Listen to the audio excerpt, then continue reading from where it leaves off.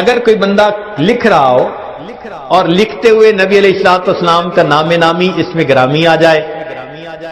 اور وہ نام نامی اس میں گرامی کے ساتھ صلی اللہ علیہ وسلم لکھے تو نبی علیہ السلام نے فرمایا جب تک اس کتاب میں میرے نام کے ساتھ یہ درود شریف لکھا رہے گا اس وقت تک ایک فرشتہ اس کے لیے استغفار کرتا رہے گا۔ اللہ اکبر کبیرہ۔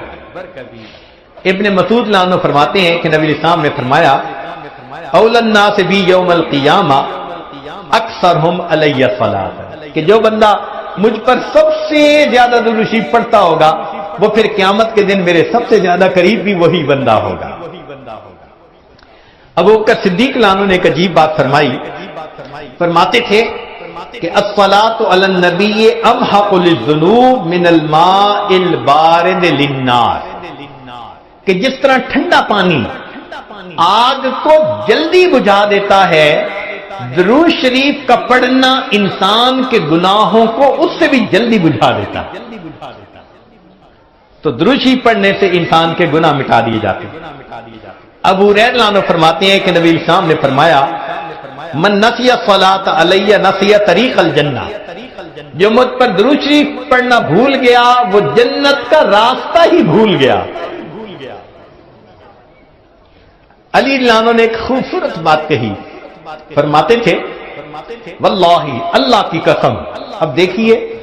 اللہ کی قسم کھا کے بات کر رہے ہیں، واللہ لولا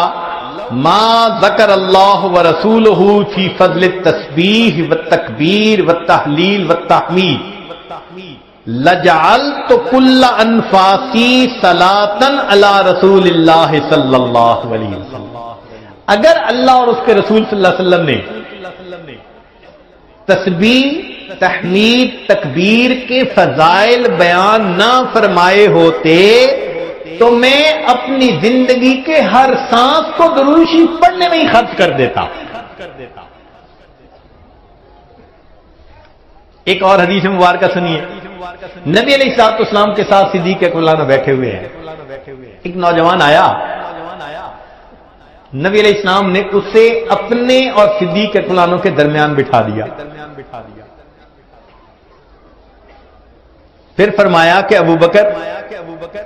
میں نے تیرے اور اپنے درمیان اس کو بٹھا دیا، اس بات پہ حیرت تو ہوئی ہوگی، اللہ کے نبی صلی اللہ علیہ وسلم بڑی حیرت ہو رہی ہے، فرمایا ان ھذا الفتى یصلی علی صلاۃ ما یصلیھا علی احد من امتی، میرا یہ نوجوان امتی مجھ پر ایسا درود شریف پڑھتا ہے کہ جو درود شریف میری امت میں سے کوئی دوسرا مجھ پر نہیں پڑھتا،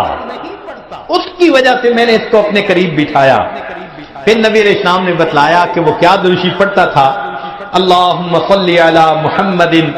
عدد من صلی علیہ وصلی علی محمد عدد من لم یصلی علیہ وصلی علی محمد کما امرت بالصلاۃ علیہ وصلی علی محمد کما تحب ان یصلی علیہ وصلی علی محمد کما ینبغی ان یصلی علیہ۔ چنانچہ ہمارے اکابر علماء دیوبند نے باقاعدہ تفصیل لکھی ہے کہ کس کس موقع پر درود شریف پڑھنا چاہیے۔ دخول المسجد والخروج منہ، مسجد میں داخل ہوتے ہوئے یا مسجد سے نکلتے ہوئے درود شریف پڑھنا چاہیے۔ والتشہد، اتحیات میں بھی درود شریف سب پڑھتے ہیں۔ ورؤیت المساجد، جب مسجد پر نظر پڑے تو اس وقت بھی درود شریف پڑھنا چاہیے۔ دخول الاسواق،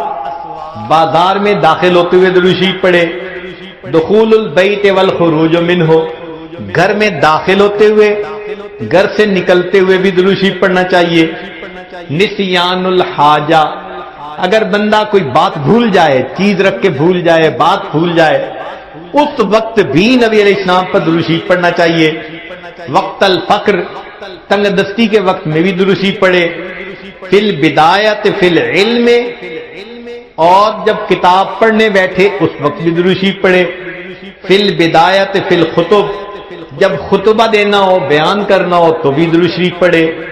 والانتہاء من مجالس العلم، جب علم کی مجلس کا اختتام ہو تو بھی درود شریف پڑھے، فی لقاء الاخوان،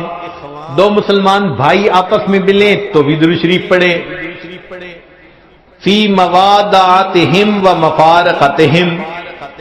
پھر مدارستاً حدیث نبوی، نبی علیہ السلام کی حدیث مبارکہ جو پڑھائی جائے تو اس وقت بھی درود شریف پڑھے، عند تذکرتہ صلی اللہ علیہ وسلم، نبی علیہ السلام کا جب تذکرہ ہو تو درود شریف پڑھے، عند ذکر اصحابہ، حتیٰ کہ نبی علیہ السلام کے صحابہ کا تذکرہ ہو